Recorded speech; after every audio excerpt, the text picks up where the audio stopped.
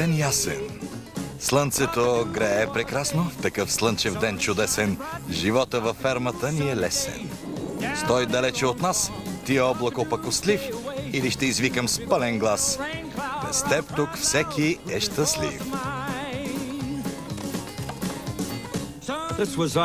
Това е нашият домашен петел Петлю. Въпреки че си беше истина, че той обича да си прави шеги с другите, всъщност момчето можеше да пее. Нека да има слънце. Нека да има слънце, нека да има слънце. Баща ми ме е учил да пея стрички. Затова гласът ми значи толкова за всички. Всички си имахме задължение във фермата, а Петлювото беше да събужда слънцето. И щом закукуригаше, то веднага се показваше. Ето ми и мен, опитвайки се да си завържа обувките. Здрасти, Шаро, какво правиш? Опитвам се да си завържа проклетите кучешки обувки. Пак ли? Привет, дами. Колко е красив! Има глас за чудо и приказ. Той самият е чудо и приказ. А също така ерген. Може и да не беше от най-умните птици, но щом започнеше да кукурига, навсякъде наставаше мир и хармония.